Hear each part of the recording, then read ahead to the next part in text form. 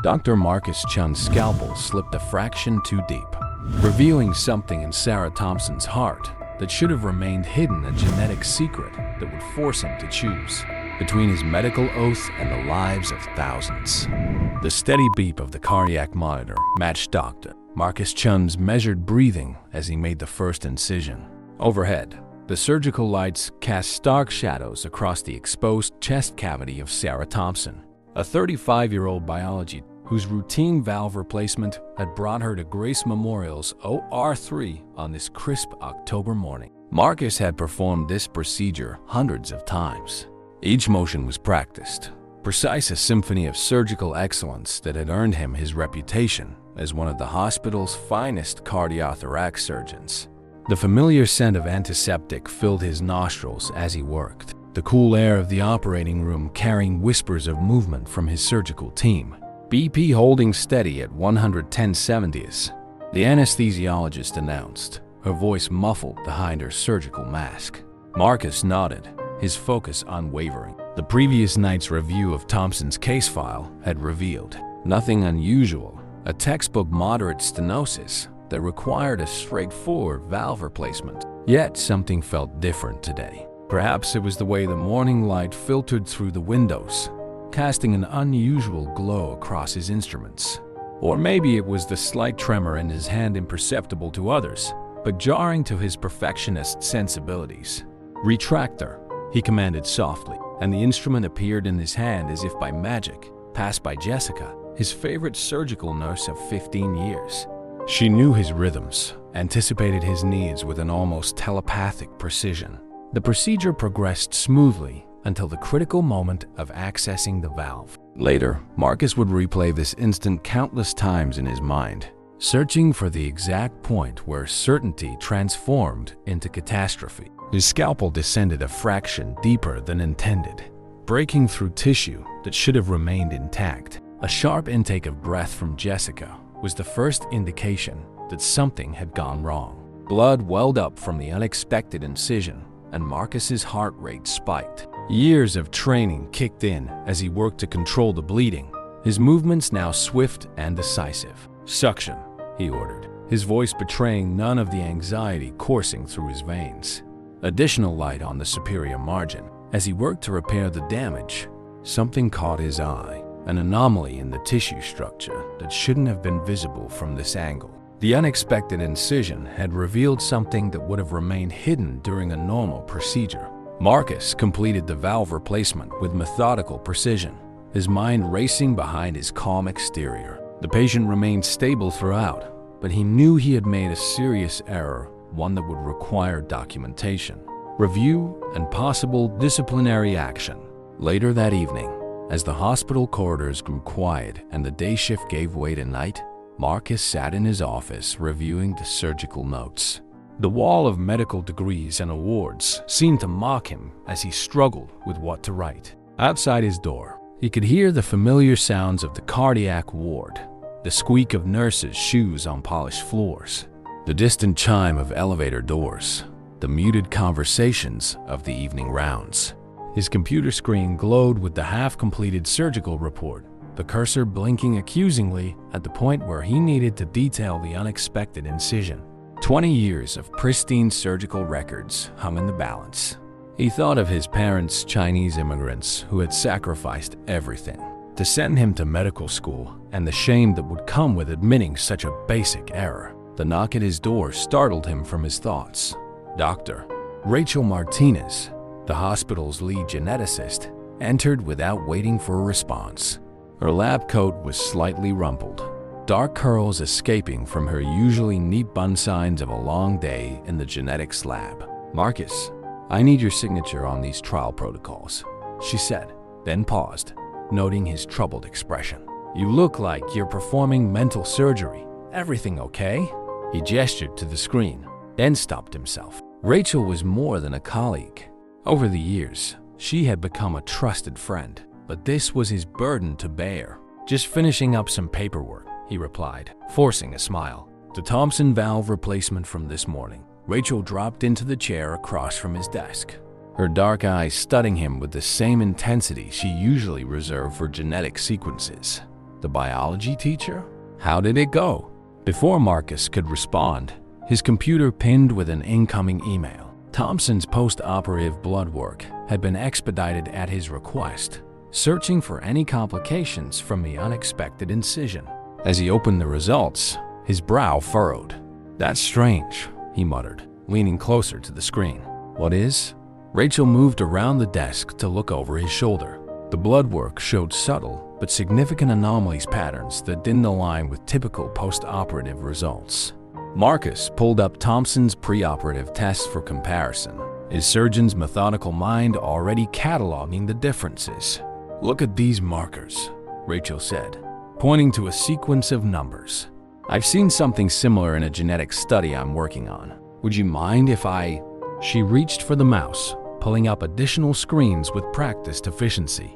As they delved deeper into the results, the weight of Marcus's earlier error began to shift in his mind, transforming from a burden into something else entirely. The unauthorized glimpse into Thompson's cardiac tissue, combined with these unusual blood markers, was painting a picture that neither of them had expected to see.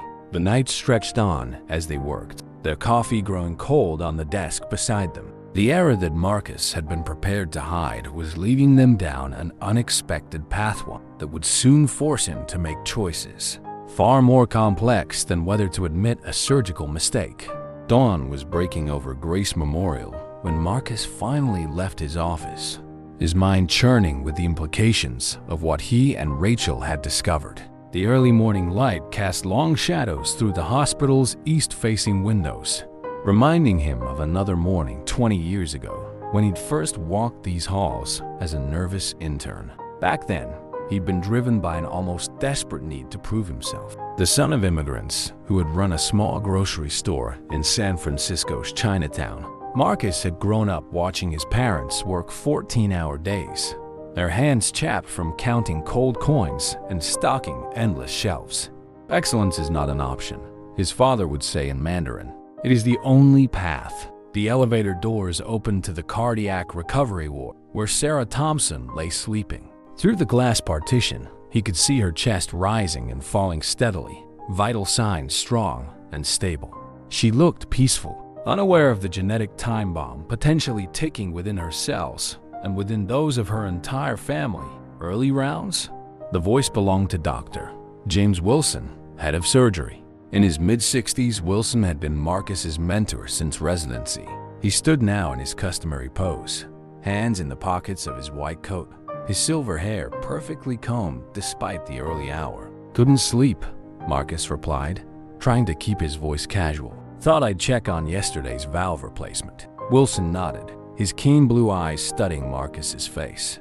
"I heard there was a slight complication." Marcus felt his stomach tighten. "Who told you?" "Nobody needed to tell me. I've known you for 20 years, son. You only do early rounds when something's eating at you." Wilson gestured toward the small consultation room nearby. "Coffee?" Inside the room, Wilson poured 2 cups from the ancient coffee maker, a machine that had probably been there since his own residency days. The familiar aroma helped ground Marcus, bringing back memories of countless case discussions in this very room. "Talk to me," Wilson said, settling into one of the worn chairs. Marcus stared into his coffee, weighing his words carefully. Wilson had always been more than just a department head. He was the father figure Marcus had needed in medicine, tempering the young surgeon's perfectionism with wisdom and humanity. "I made an error during the Thompson procedure," Marcus began. "An unnecessary incision that you're now torturing yourself about," Wilson finished. "Did the patient suffer any adverse effects?" "No. She's stable. But you're wondering whether to document it in your report." Wilson's voice held no judgment, only understanding. "You know, when I was a 4th-year resident, I made a similar mistake during a triple bypass. Want to know what my attending told me?" Marcus waited, knowing Wilson's stories always carried deeper meanings. He said, "James, medicine isn't about being perfect. It's about being perfectly honest. I've never forgotten that." The words hit Marcus like a physical blow, making him think of the half-finished report still waiting on his computer. But now there was more at stake than just a surgical error. The genetic anomalies he and Rachel had discovered could change everything if they were real. "There's something else," Marcus said slowly. "During the procedure, I noticed unusual tissue characteristics. Rachel and I spent half the night analyzing her blood work, and we found patterns. Patterns that could indicate a hereditary cardiac condition we've never seen before." Wilson leaned forward, his clinical interest piqued. "Show me." Marcus pulled out his tablet, bringing up the results they'd compiled overnight. As he explained their findings, he could see Wilson's expression shifting from curiosity to concern. "If you're right about this," Wilson said finally, "this could affect not just Thompson, but her entire family line. Have you told her yet?" "That's the problem," Marcus admitted. "The only reason we discovered this was because of my surgical error. If I document the error, it could trigger an investigation, delaying any genetic research. If I don't, you'd be violating hospital policy and medical ethics." Marcus rubbed his temples, feeling the weight of too little sleep and too much caffeine. "What would you do?" Before Wilson could answer, Marcus's phone buzzed. A text from Rachel. "Lab results confirmed. Need to talk ASAP." Wilson saw the message and stood up. "Whatever you decide, remember what I said about honesty. It's not just about following rules, it's about being able to live with yourself." As Wilson left, Marcus thought about Sarah Thompson's file. A high school biology teacher, recently divorced, no children yet, but hoping to start a family. One younger sister, parents still living, maternal grandparents who had both died of heart complications in their 50s. How many others in her family tree carried this same genetic predisposition? His phone buzzed again. "Rachel, found something in the historical databases. Meet me in the lab in 20? Marcus took one last look at Sarah through the glass. She was awake now, scrolling through her phone, probably updating friends and family about her successful surgery. She had no idea that her routine valve replacement might have uncovered something that could affect generations of her family past, present, and future. As he walked toward the genetics lab, Marcus felt the weight of his decisions growing heavier with each step. His surgical error had opened the door, but what lay beyond it could either destroy his career or save countless lives. The path forward was becoming increasingly unclear, and he knew that soon he would have to make choices that no medical textbook had prepared him. The genetics lab hummed with the soft whir of machines and the faint buzz of fluorescent lights. Rachel stood at her workstation, surrounded by multiple computer screens displaying complex genetic sequences. Her usual composed demeanor had given way to barely contained excitement. "Look at this," she said, without preamble as Marcus entered. She pointed to a highlighted section of genetic code. "I cross-referenced the markers we found with historical cardiac cases from the past 30 years. There's a pattern." Marcus leaned in, his exhaustion momentarily forgotten. On the screen, a family tree was taking shape, branching out from Sarah Thompson's maternal line.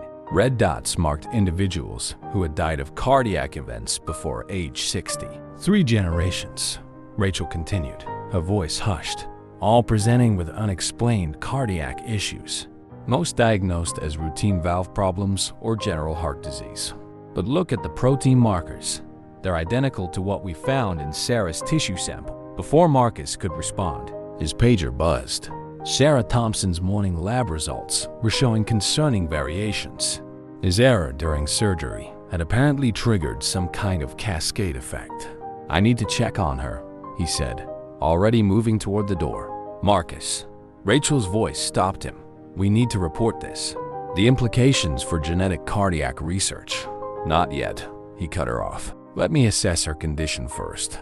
The elevator ride to the cardiac floor felt interminable. Marcus's mind raced through possible complications, his guilt over the surgical error morphing into a new kind of anxiety. When the doors opened, he nearly collided with Jessica, his surgical nurse. "I was just coming to find you," she said, falling into step beside him. "Mrs. Thompson's showing some unusual post-op symptoms. Nothing critical, but..." They reached Sarah's room to find her sitting up in bed, looking pale but alert. A sheen of sweat covered her forehead, and the cardiac monitor showed slight irregularities in her heart rhythm. "Dr. Chun," she smiled weakly. "I was hoping you'd stop by. Something feels off." Marcus performed a thorough examination. his experienced hands picking up subtle abnormalities in her heart's rhythm. The surgical site was healing normally, but there was something else, something that wouldn't be apparent to anyone not specifically looking for it. "Have you ever experienced anything like this before?" he asked carefully. "Any history of unusual cardiac symptoms in your family?" Sarah's brow furrowed. "My mother gets palpitations sometimes. And my grandfather," she paused. "Actually, both my grandparents died from heart problems." I never really thought about it being connected. Marcus felt his pulse quicken. Here it was, the moment where his professional ethics collided head-on with his recent discovery. Standard protocol required him to document everything, including the surgical error that had led to this revelation. But doing so would trigger an immediate investigation, potentially delaying crucial genetic research that could save lives. "Mrs. Thompson," he began, then corrected himself. "Sarah, I need to run some additional tests. They're experimental in nature. Would you be willing to participate in a research study?" Her eyes lit up with professional interest. "A study? What kind?" Before Marcus could respond, Dr. Wilson appeared in the doorway. His expression was grave. "Dr. Chun, a word?" In the hallway, Wilson held up a tablet displaying Sarah's latest lab results. "Care to explain these variations? They don't match anything in our standard post-op protocols." Marcus felt the walls closing in. The moment of truth had arrived sooner than he'd anticipated. He opened his mouth to explain, but Wilson continued. "And why is Dr. Martinez requesting emergency access to genetic sequencing for a routine valve replacement patient?" The floor seemed to sway under Marcus's feet. His carefully constructed plan was unraveling faster than he could adapt. Through the room's window, he could see Sarah watching them, her biology teacher's mind probably already putting pieces together. "James," Marcus said quietly, using his mentor's first name for the first time in their 20-year relationship. "What I'm about to tell you, it could change everything we know about hereditary cardiac conditions." Wilson's expression softened slightly. "Start from the beginning." As Marcus explained their discovery, he could see the conflict playing out on Wilson's face, the battle between strict hospital protocol and the potential for groundbreaking medical research. "You should have come to me immediately," Wilson said when Marcus finished. "I know, but once the error is reported, the hospital board will launch a full investigation, putting any research on hold for weeks, if not months." Wilson completed the thought. "Meanwhile, if what you found is real," a nurse hurried past them, entering Sarah's room with a new 4 bag. The moment stretched, heavy with implications. "How many?" Wilson asked finally. "What? How many people could this discovery potentially help?" Marcus thought about the family tree on Rachel's computer, the generations of unexplained cardiac deaths. Hundreds, maybe thousands. If we can identify the genetic marker and develop a screening protocol. Wilson ran a hand through his silver hair, a gesture Marcus recognized from countless difficult cases. "You have 48 hours, he said finally. "Get me proof of concept. Something concrete enough to take to the board. After that, we do this by the book." Relief flooded through Marcus, followed immediately by a new wave of anxiety. 48 hours to justify concealing a surgical error. 48 hours to potentially save countless lives or end his career. Inside the room, Sarah was watching them intently. As a biology teacher, she would understand the implications of genetic research. But would she understand the choices Marcus had made on her operating table? His phone vibrated with another text from Rachel. "Found something else. 3 more cases in the hospital's history. We need to move fast." The weight of his decisions pressed down on him like a physical force. In trying to hide one mistake, he had stumbled upon something that could revolutionize cardiac care. But at what cost to his integrity? To his oath as a doctor? Sarah's cardiac monitor beeped, a subtle reminder that time was running out, not just for his research, but for all the families carrying this hidden genetic time bomb. The next 12 hours became a blur of activity. Marcus shuttled between Sarah's room, Rachel's lab, and his office, trying to piece together a puzzle whose scope kept expanding. Each new discovery raised more questions, and time was slipping away like sand through his fingers. Rachel had commandeered a corner of the genetics lab, turning it into a command center for their impromptu research. Screens displayed family histories, genetic sequences, and cardiac imaging from past cases. She had pulled 3 more patient files from the hospital's archives, all sharing the same unusual genetic markers, all with similar family histories of early cardiac events. "Look at this," Rachel said, pointing to a complex diagram on her main screen. "The protein folding pattern is unlike anything in current literature. It's as if the genes are speaking their own language," Marcus finished, leaning closer. Years of surgical experience had taught him to recognize patterns, and this one was haunting in its elegance. A knock at the lab door made them both jump. Dr. Wilson entered, followed by a woman Marcus didn't recognize. "Dr. Chun." "Dr. Martinez," Wilson said formally. "This is Dr. Diana Foster from the hospital's ethics committee." Marcus felt his heart skip a beat. Ethics committee involvement at this stage could derail everything. "Doctor." Foster adjusted her glasses, studying them both with keen interest. "Doctor, Wilson has brought some unusual circumstances to my attention. I'd like to hear your perspective on the situation." Before Marcus could formulate a response, his pager went off. Sarah Thompson's heart rate was elevated again. "I need to check on my patient," he said, already moving toward the door. "I'll come with you, Doctor," Foster replied smoothly. "I'd like to observe." The walk to Sarah's room felt like a march to judgment. Marcus could feel Dr. Foster watching him, evaluating every interaction, every decision. They found Sarah sitting up in bed, her face flushed. The cardiac monitor showed irregular patterns that hadn't been present that morning. "Dr. Chun," Sarah said, her biology teacher's analytical mind evident in her sharp gaze. "I've been reviewing my charts. These patterns, they're not typical for valve replacement recovery, are they?" Marcus felt the weight of multiple gazes on him. Sarah's questioning look, Dr. Foster's evaluating stare, and Wilson's knowing glance. "No," he admitted finally. "They're not." Sarah nodded, as if confirming a hypothesis. "And the extra blood draws, the genetic testing. You found something during the surgery, didn't you? Something unexpected." The moment stretched taut with possibility. Marcus could feel his career balancing on the edge of a knife. Behind him, he heard Dr. Foster shift slightly, pen poised over her notepad. "Yes," he said simply. "Something that might explain your family's history of cardiac issues."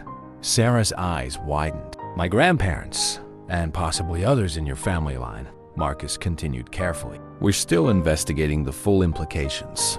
Why wasn't this discussed earlier?" Dr. Foster interjected, her tone neutral but probing. Marcus met her gaze steadily. "Because we're still confirming our findings. Because jumping to conclusions in genetic research can cause unnecessary panic." Because his phone buzzed. A text from Rachel. Confirmation from Singapore database. Same genetic marker, same cardiac presentations. 3 families spanning 4 generations. Because every minute we spend explaining might be a minute too late for someone else, he finished. Sarah reached for her water glass, her hand trembling slightly. "My sister, she's pregnant." If this is genetic, the implications hung heavy in the air. Marcus felt the weight of his surgical error shifting again, transforming from a burden of guilt into something more complex. "Dr. Foster," Wilson spoke up, "I believe we need to convene an emergency meeting of the ethics committee. The implications of this discovery could be groundbreaking," Dr. Foster finished, "or it could be a rushed conclusion based on incomplete data." She turned to Marcus. "I'll need to see all your documentation. Everything." Marcus thought of his incomplete surgical report, the undocumented error that had started this cascade of discoveries. "Of course," he said, "but first, I need to speak with Sarah, alone." To his surprise, Dr. Foster nodded. "Patient care comes first. Dr. Wilson, shall we discuss the parameters for an emergency ethics review?"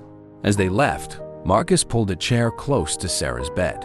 The moment he'd been dreading had arrived. "During your surgery," he began, "I made a mistake." He watched her face carefully as he explained everything: the unexpected incision, the discovery of the unusual tissue characteristics, the genetic implications. With each word, he felt the weight of his secret lifting, replaced by a different kind of burden. When he finished, Sarah was quiet for a long moment. Her heart monitor beeped steadily, a rhythmic counterpoint to the tension in the room. "So," she said finally, "you found something that could save lives because of a mistake?" Marcus nodded, waiting for her reaction. Sarah smiled slightly. "You know what I tell my students? Some of science's greatest discoveries came from mistakes. Alexander Fleming and penicillin, Wilhelm Röntgen and X-rays." She paused. "The question isn't whether you made a mistake, Dr. Chun. It's what you do with what you found." Her words hit him like a physical force, releasing a tension he hadn't realized he'd been carrying. His phone buzzed again. "Rachel, you need to see this. Now, go," Sarah said, reading his expression. "Find out what this means. Not just for me, but for everyone like me." As Marcus hurried back to the lab, his mind raced with possibilities. They had less than 36 hours left before Wilson's deadline. 36 hours to prove that his error had led to something revolutionary. 36 hours to justify the choices he'd made. And somewhere out there, families like Sarah's were living with a genetic time bomb they didn't even know existed. The genetics lab was in chaos when Marcus arrived. Rachel had commandeered additional monitors, each displaying different aspects of their emerging discovery.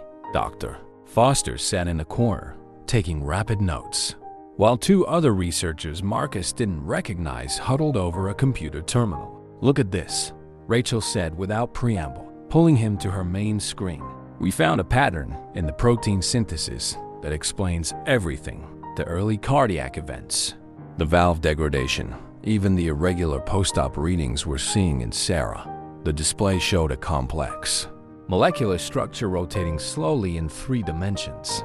To most people, it would have looked like an abstract art piece, but to Marcus's trained eye, it told a story of genetic mutation and cardiac vulnerability. "The protein misfolds under specific conditions," Rachel explained, her words tumbling out in excitement. "It's like a time bomb set to go off when the heart experiences certain types of stress. That's why it wasn't caught in routine screenings." A memory flashed through Marcus's mind, his scalpel going slightly too deep, revealing tissue that should have remained hidden. A mistake that had literally cut through layers of medical mystery. "Dr. Chun, Dr. Foster called from her corner. "A moment?" His heart sinking, Marcus walked over to her. She had spread out several documents, including what he recognized as his incomplete surgical report. "I've been reviewing the timeline," she said quietly. "There seems to be a gap between the initial surgery and the genetic investigation. Care to explain?" Before he could respond, the lab door burst open. Dr. Wilson entered, followed by a tall woman in an impeccable suit whom Marcus recognized as Catherine Maxwell, the hospital's legal counsel. "The board wants answers," Maxwell announced without preamble. "We have 3 other families demanding genetic testing based on rumors of your discovery. The liability implications are secondary to the medical implications." Wilson interrupted firmly. "Catherine, what they found here could revolutionize how we screen for cardiac conditions, or could expose the hospital to massive lawsuits if we've missed this condition in other patients," Maxwell countered. Marcus felt the walls closing in again. He glanced at the clock, 20-8 hours left before Wilson's deadline. The weight of his original error pressed down on him, threatening to collapse everything they'd built. His phone buzzed. A text from Jessica. "Sarah asking for..." "Says it's urgent. I need to check on my patient," he said, already moving toward the door. "Dr. Chun," Maxwell called after. "We're not finished here." "No," he agreed, turning back briefly. "We're just getting started." The corridor to Sarah's room felt longer than ever. Marcus's mind raced through possibilities. Had her condition worsened? Had she changed her mind about supporting their research? He found her sitting up in bed, looking stronger than she had that morning. Her sister Emma sat beside her, both women's faces showing signs of recent tears. "I told her everything," Sarah said without preamble, "about the genetic condition, about what it might mean for her baby." Emma's hand rested protectively on her slightly swollen belly. "Is there Can you test for it before the baby comes? Marcus felt the weight of their hopes pressing against his conscience. We're working on developing a screening protocol, but we need more time, more data. Time, Emma interrupted bitterly, is something our family doesn't seem to have much of. The words hit Marcus like a physical blow. He thought of the family tree on Rachel's computer, each red dot representing a life cut short by this hidden killer. His phone buzzed again. Rachel, Singapore team confirmed our findings. They're sending more case histories. A plan began forming in his mind. If they could combine the Singapore data with their findings, establish a clear pattern of inheritance. Dr. Chun, Sarah called as he turned to leave. Whatever happens with the ethics committee, with the hospital board, thank you for making that mistake. Her words followed him back to the lab, where he found Rachel and Dr. Foster in an intense discussion. The pattern is clear, Rachel was saying, pointing to her screens. Once you know what to look for, it's obvious. We could develop a screening protocol within months, assuming the hospital approves continued research, Dr. Foster noted. Given the unusual circumstances of the discovery, Marcus stepped forward. It was time to end the dance around the truth. I made a surgical error, he announced clearly, one that led to this discovery. I delayed reporting it because I recognized the potential importance of what we'd found. He met Dr. Foster's gaze steadily. I'm prepared to accept whatever consequences come from that decision. But this research needs to continue. The lab fell silent. Even Maxwell stopped typing on her phone. Show me everything, Dr. Foster said finally, from the beginning. As Rachel began explaining their findings in detail, Marcus's phone buzzed one final time. A message from Wilson. The board wants to meet tomorrow morning. Be ready. Marcus looked at the rotating protein structure on Rachel's screen, at the family histories documenting generations of premature cardiac deaths, at Sarah's latest test results showing the genetic marker they now knew to look for. Tomorrow would determine everything: his career, the future of their research, and possibly the lives of countless families carrying this hidden genetic burden. His mistake had started them down this path. Now he had to make sure it led somewhere worth going. The night shift settled over Grace Memorial like a heavy blanket, but the genetics lab remained a hub of feverish activity. Rachel had organized their findings into a comprehensive presentation, while Marcus alternated between reviewing data and checking on Sarah, whose condition had stabilized but continued to provide valuable insights into the genetic condition's manifestation. In a quiet corner of the lab, Emma Thompson sat with a genetic counselor, discussing the implications for her unborn child. Her presence was technically against protocol, but Dr. Foster had made an exception, recognizing the unique circumstances. The mutation appears to be dominant, the counselor explained gently, pointing to a diagram, which means a 50% chance, Emma finished, her biology teacher sister's influence evident. My baby has a 50% chance of inheriting this condition. Marcus watched the interaction from his workstation, feeling the weight of every percentage point. His phone contained dozens of messages, now other hospitals requesting information, reporters seeking comments, and most worryingly, the hospital's PR department trying to contain the growing buzz around their discovery. Dr. Chun. Dr. Foster approached, carrying a fresh cup of coffee. Walk with me? They left the lab and headed toward the hospital's small courtyard.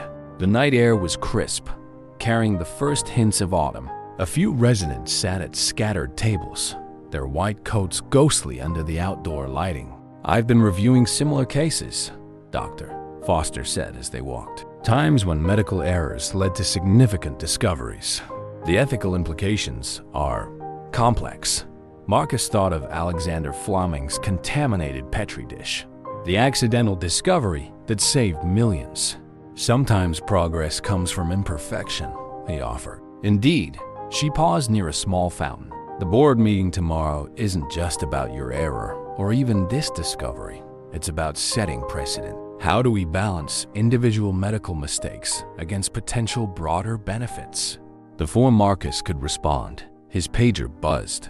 Rachel needed him back in the lab. They'd found something new in the Singapore data.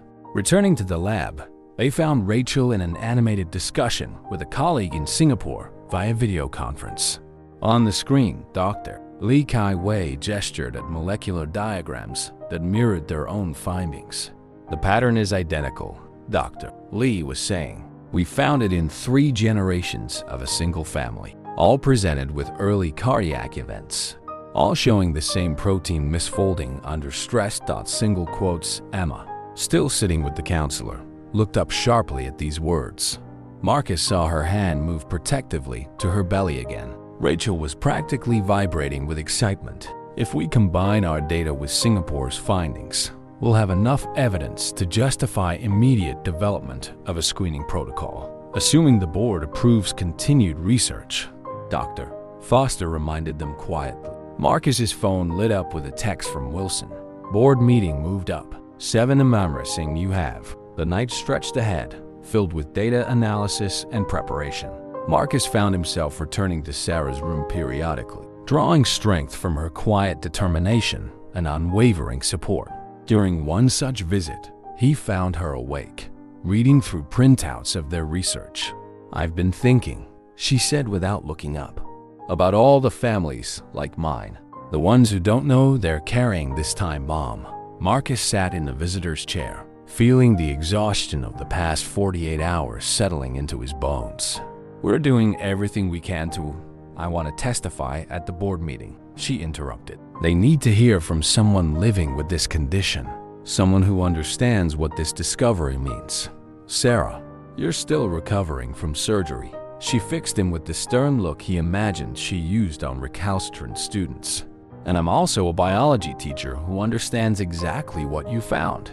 More importantly, I'm a sister who just found out her niece or nephew has a 50% chance of inheriting this condition." Before Marcus could argue further, Emma appeared in the doorway, her face showing signs of tears, but her expression determined. "I want to testify too," she said. "They need to understand what this means for future generations."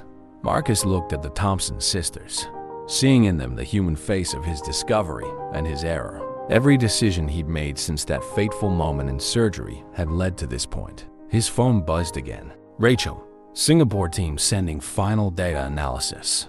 This is bigger than we thought." The pieces were falling into place, but would it be enough? Could the potential impact of their discovery outweigh the professional ethics he'd compromised?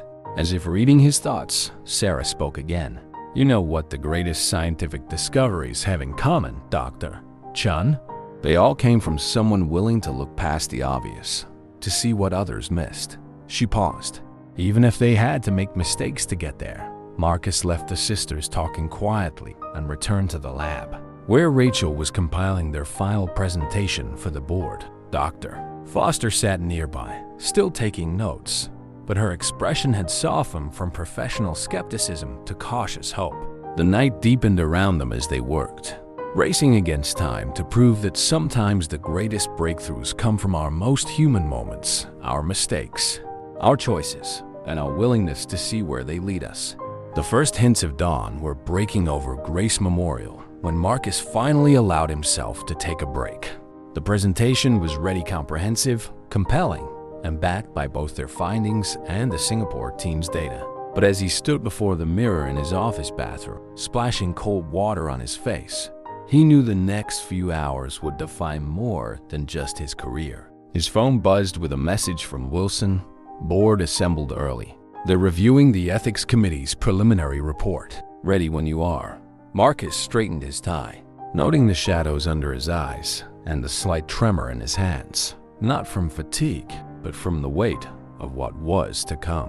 A soft knock at his door revealed Rachel, looking equally exhausted but determined. "The Thompson sisters are here," she said, "and Dr.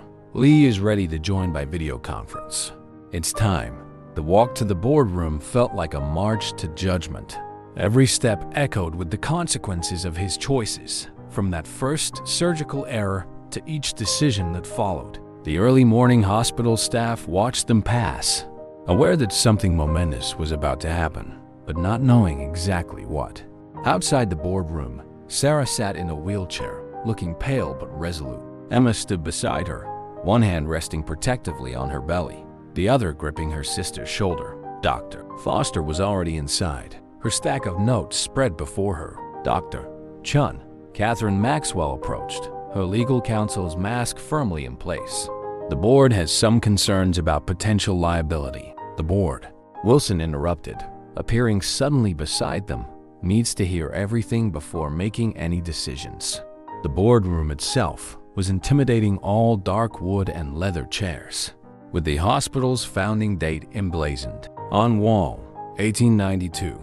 Around the massive table sat the 12 members of the board, their expressions ranging from skeptical to curious to openly hostile. Marcus connected his tablet to the presentation screen, aware of every eye in the room fixed on him. But before he could begin, the door opened again. "I believe we have one more guest," Wilson announced. A man entered, and Marcus felt his heart skip a beat. Dr. Thomas Rivera, director of the National Institute of Cardiac Research. His presence could change everything. "I've been following your findings with great interest," Rivera said, taking a seat. "Please, proceed." Marcus took a deep breath and began. 3 days ago, during what should have been a routine valve replacement surgery, I made an error. The admission hung in the air, heavy with implications. That error led to a discovery that could change how we understand and treat hereditary cardiac conditions. For the next 30 minutes, he and Rachel presented their findings. They showed the genetic markers, the protein misfolding patterns, the family histories spanning generations. Dr. Lee joined remotely from Singapore, presenting corroborating data from their cases. "What we're seeing," Marcus concluded, "is a previously unidentified genetic condition that predisposes individuals to early cardiac events. A condition that traditional screening wouldn't catch, but one we can now identify and potentially treat, at the cost of violating hospital protocol," one board member pointed out, "and potentially exposing us to significant liability." "If I may," Sarah's voice came from the doorway. She wheeled herself forward, Emma by her side. "I'd like to speak." The board chairman nodded, and Sarah moved to the center of the room. "My grandparents died young from heart problems. So did their parents. My sister is pregnant, and until Dr. Chun's error, we had no idea we were carrying a genetic time bomb." She paused, meeting each board member's eyes. "His mistake might have saved my future niece or nephew's life. How many other families could this discovery help?" The room fell silent. Even Maxwell had stopped taking notes. "Dr. Chun," Rivera spoke up, "if what you found is verified by broader studies, this could revolutionize cardiac genetic screening. The National Institute would be very interested in funding further research." Marcus felt a glimmer of hope, but Maxwell quickly interjected. "The liability issues are secondary to the potential benefits," Dr. Foster interrupted, surprising everyone. "My preliminary ethics review suggests that while Dr. Chun's initial actions were questionable, his subsequent handling of the discovery and its implications has been exemplary. The question before us," Wilson added, "isn't just about one surgical error or even one discovery. It's about how we balance our commitment to perfect procedure against our mission to advance medical knowledge and save lives." The board chairman leaned forward. "Dr. Chun, if you had the chance to do it all again, would you make the same choices?"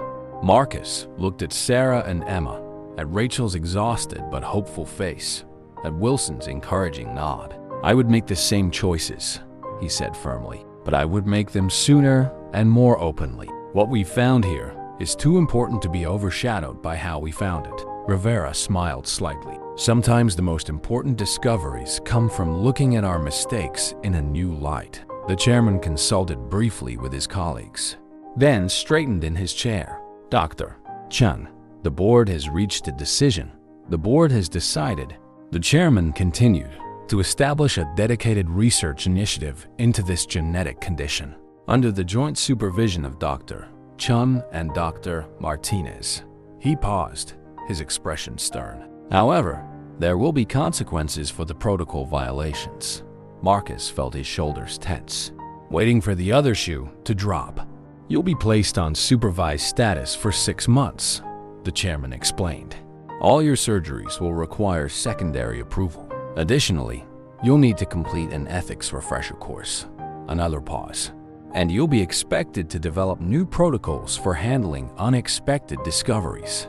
During procedures protocols that don't require concealing information. Single quotes. Relief flooded through Marcus, followed immediately by a new wave of responsibility. This wasn't just a reprieve, it was an opportunity to transform a mistake into a framework for future discoveries. Dr. Rivera stood, straightening his jacket. I'd like to fast-track this research through the National Institute. Dr. Chun. Dr. Martinez, I expect you both in Washington next week to present your findings to our Genetic Research Division. The room erupted into motion board members gathering their papers. Maxwell discussing liability waivers with her team, Dr. Foster making notes about the new protocols. But Marcus found himself drawn to the Thompson sisters. Sarah's eyes were bright with tears. "Thank you," she whispered, "for being willing to risk everything to find the truth." Emma nodded, her hands still protective over her belly. "How soon can we begin screening programs for other families?" "That's our next challenge," Rachel answered, joining them. She looked exhausted but energized. "We need to develop reliable testing protocols, establish treatment guidelines, and find other affected families," Marcus added. "There must be thousands out there who don't know they're carrying this gene." Wilson appeared at his shoulder. "The press is already gathering in the lobby. This story's going to break big, and we need to control the narrative." Marcus's phone buzzed, the first of what would surely be many calls from other hospitals and research institutions. The weight of his surgical error had transformed into something else entirely, the weight of responsibility for what came next.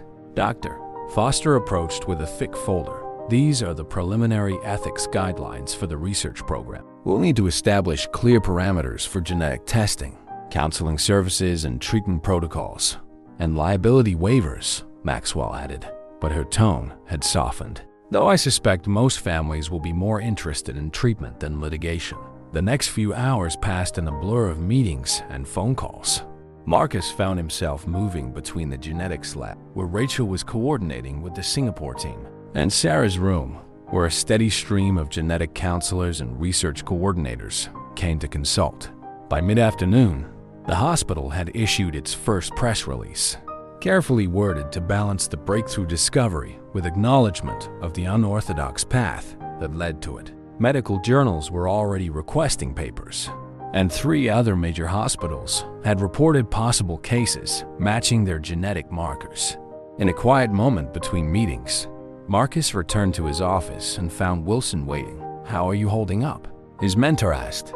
Marcus sank into his chair, feeling the full weight of the past few days. "I keep thinking about all the other families out there, the ones who don't know they're carrying this gene." Wilson nodded. "That's why what happens next is so important. This isn't just about one discovery anymore. It's about changing how we approach genetic cardiac care. I never thought my biggest mistake would lead to this," Marcus admitted. "The best discoveries often come from unexpected places," Wilson replied. "The trick is being willing to look past the mistake to see the possibility." Marcus's phone buzzed again. Rachel had found something new in the latest data. The work was really just beginning. As he headed back to the lab, he passed Sarah's room and paused. She was sitting with Emma, both sisters poring over genetic counseling materials.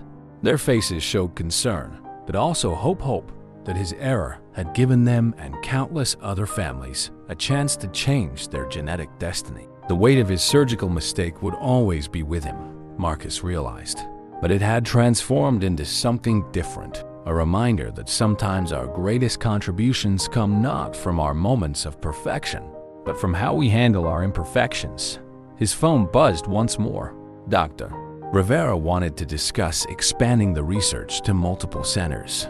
The future was unfolding rapidly, built on the foundation of one crucial mistake and the courage to see where it led. 3 months later, Marcus stood at a podium in Washington, D.C., addressing an international conference on genetic cardiac disorders. The audience was packed with researchers, clinicians, and families affected by what was now officially known as Thompson-Chan syndrome. "What we've discovered," he explained, gesturing to the complex genetic diagrams behind him, "is just the beginning. In the past 12 weeks, we've identified over 300 families carrying this genetic marker. Each case teaches us something new about how this condition manifests and how we might treat it. In the front row, Sarah Thompson sat with Emma, whose baby bump was now prominently visible. Their presence reminded him daily of why this work mattered. Behind them, Rachel was already preparing for her portion of the presentation, her laptop displaying the latest data from their multinational research initiative. But perhaps the most important lesson, Marcus continued, isn't about genetics at all. It's about how we handle the unexpected in medicine, about having the courage to look beyond our mistakes to see the possibilities they reveal. The presentation that followed detailed their findings. The precise genetic sequence that caused the protein misfolding, the stress conditions that triggered cardiac events, and most importantly, the screening protocols they developed to identify at-risk individuals before symptoms appeared. Dr. Rivera, now their strongest advocate at the National Institute, took the stage next. "We're implementing a nationwide screening program," he announced. "Every cardiac center in the country will have access to these protocols. No family should have to wonder if they're carrying this gene." During the break, Marcus found himself surrounded by other physicians, each sharing stories of patients who might have been affected by this condition. The weight of those lost years, those misdiagnoses, pressed against his conscience. "Dr. Chun," a voice called. He turned to find a young resident from Boston General. "How did you know to look deeper when you found the anomaly?" Most surgeons would have just documented it and moved on. Marcus paused, considering his answer carefully. The official story had been sanitized for the medical journals, but here, among colleagues, perhaps the truth served a greater purpose. "I made a mistake," he said simply. "One that showed me something I wasn't supposed to see." The real question was what to do with that knowledge. The resident's eyes widened slightly, but before she could respond, Rachel appeared at Marcus's elbow. "Emergency call from Grace Memorial," she said quietly. "They found another case. A whole family in Oregon." They excused themselves and found a quiet corner of the conference center. On Rachel's laptop, Dr. Wilson's face appeared, looking grave. "Family of 5, he reported. 3 generations, all showing the markers. 2 teenagers already presenting with early symptoms." Marcus felt his heart race. Even after 3 months, each new case carried the same urgency as the first. "Start them on the protocol immediately. I'll review their files when I get back." "There's more," Wilson added. "The father is a lawyer. He's asking questions about why this wasn't caught earlier." The familiar weight of liability and ethics settled on Marcus's shoulders. But it felt different now. They had protocols in place, guidelines for handling these situations. "Send them the full information packet," he decided, "including the history of how we discovered this condition. Let them understand that sometimes medical breakthroughs come from unexpected places." When he returned to the conference hall, Sarah was waiting for him. "Another family?" she asked. At his nod, she sighed. "How many more out there, do you think?" "Thousands, probably," he admitted. "But now we know what to look for. Now we can help them." The afternoon sessions focused on treatment protocols and long-term management strategies. Marcus watched as Rachel presented their latest findings, her confidence growing with each new discovery. The Thompson sisters sat together, Emma taking notes for her pregnancy blog that had become an unexpected source of support for other families dealing with the syndrome. During the final panel discussion, a question came from the audience that made Marcus pause. How do we balance medical protocol with the need to remain open to unexpected discoveries? The answer came not from Marcus, but from Dr. Foster, who had joined them in Washington. "We create systems that acknowledge human imperfection," she said, "while maintaining our commitment to learning from every experience." Dr. Chen's discovery reminds us that medicine isn't just about following procedures. It's about being willing to see where they lead us, even when the path isn't what we expected. As the conference wound down, Marcus found himself back in the quiet corner, looking out over the Washington skyline. His phone buzzed with another message from Grace Memorial: more potential cases, more families needing answers. The weight of his original error remained, but it had become something else entirely, a foundation for hope. A reminder that sometimes our greatest contributions come from our most human moments. 1 year to the day after Sarah Thompson's surgery, Marcus stood in Grace Memorial's newly established Center for Genetic Cardiac Research. The facility, funded jointly by the National Institute and private donors, represented everything that had grown from that single surgical error. Through the center's windows, he could see families arriving for screening appointments, each one carrying the weight of uncertainty, each hoping for answers. The waiting room was designed to be welcoming, with educational displays explaining Thompson-Chun syndrome in clear, accessible terms. Thinking deep thoughts? Rachel appeared beside him, lab coat pockets stuffed with the ever-present research papers. A year of groundbreaking work had only intensified her dedication. "Just remembering where this all started," he replied. They walked together through the research wing, where teams of geneticists and cardiologists worked to understand not just the syndrome, but its implications for other genetic cardiac conditions. The protocols they developed had already led to the identification of 2 other inherited cardiac disorders. In the consultation room, they found Sarah conducting a support group session. Now fully recovered, she had become an essential part of their team, bridging the gap between medical science and human experience. Her biology teacher's skill at explaining complex concepts had proved invaluable. "Every family's story matters," she was saying to the group. "Each case helps us understand more about this condition and how to fight it." Emma sat nearby, a 3-month-old daughter sleeping peacefully in a carrier. The baby had tested negative for the syndrome, a victory that represented everything they were fighting for. Marcus's phone buzzed with a message from Wilson. "Board meeting in 10 minutes. Time to discuss expansion plans."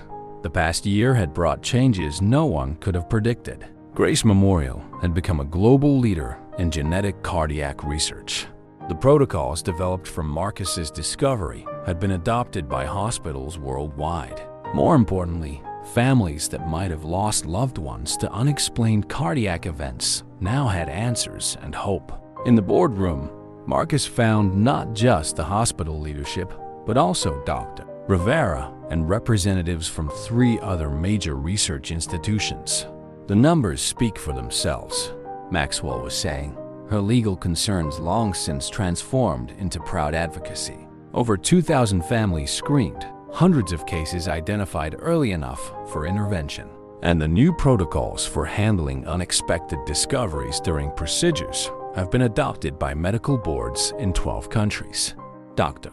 Foster added. The meeting proceeded with discussions of expanding the research center, establishing satellite screening facilities, and developing new training programs for cardiac surgeons. But Marcus found his thoughts drifting to that morning a year ago when a single mistake had changed everything. After the meeting, he made his way to OR3, now equipped with advanced genetic testing capabilities. A young resident was preparing for surgery, her movements carrying the same careful precision he'd once prided himself on. "Dr. Chun," she acknowledged him. "I was just reviewing the Thompson-Chen protocols." "Remember," he told her, "sometimes the most important things we learn come from moments we didn't plan for." Later that evening, in his office, Marcus reviewed the latest research data. His surgical error had long since been documented, studied, and integrated into medical training as an example of how unexpected discoveries can emerge from imperfect moments. A knock at his door revealed Wilson. "Still here?" his mentor asked, though he already knew the answer. "The anniversary making you reflective?" Marcus nodded. "I've been thinking about all the families we might never have helped if I'd done that surgery perfectly." Wilson smiled. "You know what the real breakthrough was? Not the discovery itself, but your willingness to look past the mistake to see what it revealed. That's what changed everything." As if to emphasize his point, Marcus's phone buzzed with another message. A new family identified through their screening program. Their lives potentially saved by knowledge that wouldn't have existed a year ago. Through his window, he could see the sun setting over Grace Memorial.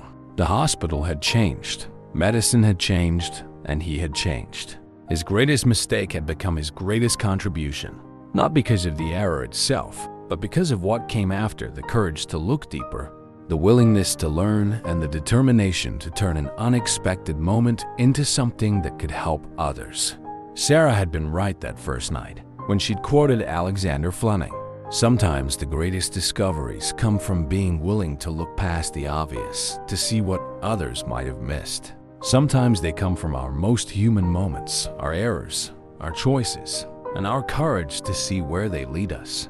As Marcus gathered his things to leave, he passed the genetic research lab one last time. Through the glass, he could see the next generation of researchers at work, each building on what had started with a single surgical error and the determination to find meaning in mistake. The weight of that original error remained, transformed now into something else entirely, a reminder that in medicine, as in life, our greatest contributions often come not from our moments of perfection, but from how we handle the moments when we're most human, most fallible, and most willing to learn from whatever we find.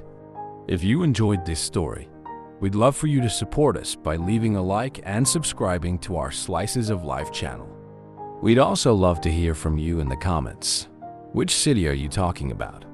It's very rewarding for us to provide our followers with an enjoyable moment. We appreciate the unconditional support you show us in every story. Blessings!